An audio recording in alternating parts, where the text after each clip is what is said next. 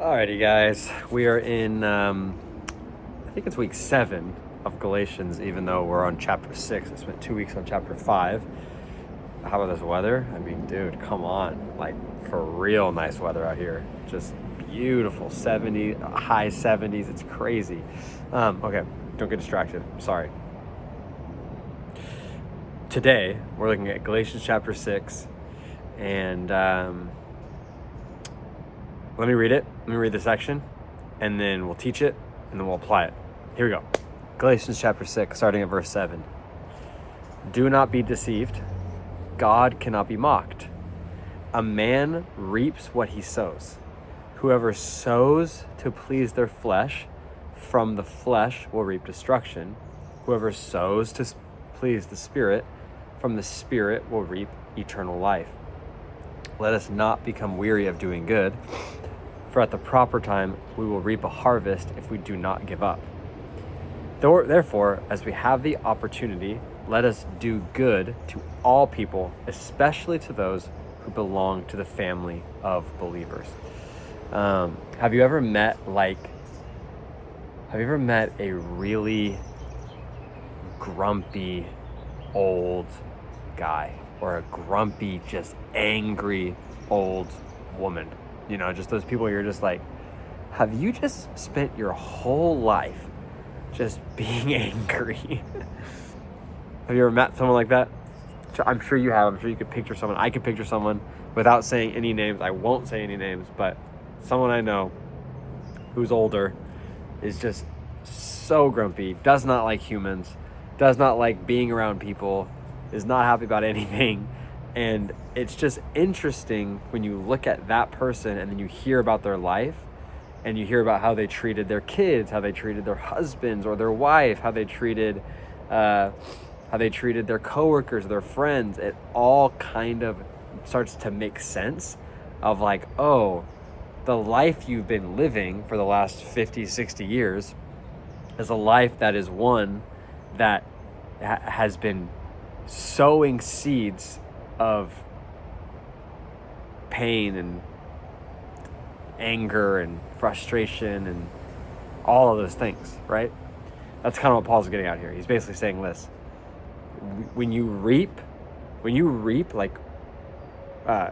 sow the desires of the flesh, remember those desires of the flesh yesterday or last week that we talked about? When you sow those desires, what you reap out of those desires is the destruction they cause, right? So let's say you sow a life of selfishness. The end of your days will look like a selfish person. When you sow a life of greed, the end of your days is like, you know, people just think that you don't care about them. All you care about is your money. When you sow a life of lust, out of the overflow of lust is like broken marriages, distrust in your family, all of those things, right? You get what I'm saying? It makes so much sense, and yet what we have a tendency to do is to sow the things that cause destruction. But then he says, on the inverse, whoever sows to please the Spirit, and we're talking about those, again, back to those fruit of the Spirit, love, joy, peace, patience, gentleness, kindness, all the things. When you sow the Spirit in your life, you will reap the Spirit, which is eternal life. Now, eternal life has a couple of meanings. One is this like future, far off, distant life, one with God in eternity, obviously like after we die. But the way that the scriptures and the writers of the New Testament view eternal life, they view it twofold. One, it's future, and the other side of that is it's now, and that eternal life happens to take place today, right? I think it's John chapter 17. This is eternal life, that they know the Son. So knowing Jesus and living life with Jesus and his Spirit is eternal life. And if you sow the Spirit, you reap that in your life. And then he goes on. Let us not become weary of doing good, for at the proper time, we will reap a harvest if we don't give up. So I think it's a simple message this afternoon. And the message is this, like, our role as Christians, by the power of the Spirit, is to sow seeds of goodness into every single thing that we take part and participate in. So in your family, how are you sowing seeds of goodness? In your job, how are you sowing seeds of goodness? In your own life, in your own private life, in your own walk with Jesus, how are you sowing seeds of goodness, right? That's the question that you should be raising in your own mind, in your own heart. Am I sowing seeds in my life that are going to produce great fruit, spirit fruit? And then he goes on, as we have the opportunity, do good to every single person, especially those who belong to the family of believers. So he goes on to be like, hey, you should be good to everybody, and especially the people that you call brothers and sisters, those people who are following Jesus with you, do good to those as well.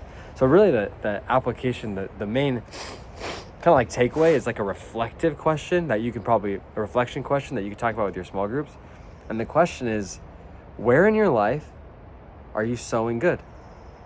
Where are you sowing good? Where are you sowing things that will produce good fruit? And then on the flip side, where are you sowing that's going to produce destruction? Like in your life, like think about your thought life, think about your actions, think about the patterns that you live life through. Think about their work ethic. Think about the way you talk to people, the way you treat your family, the way you treat your kids. Just think about those things and think, am I sowing a life that reaps goodness from this? Long-lasting family, loving relationship with my wife, with honorable career, or am I sowing a life that will reap destruction? So that's the question today. I love you guys. I'll see you soon. We might spend one more week in here. One more week. We got a couple more things to go through. But that's it. Enjoy your groups. I'll see you soon.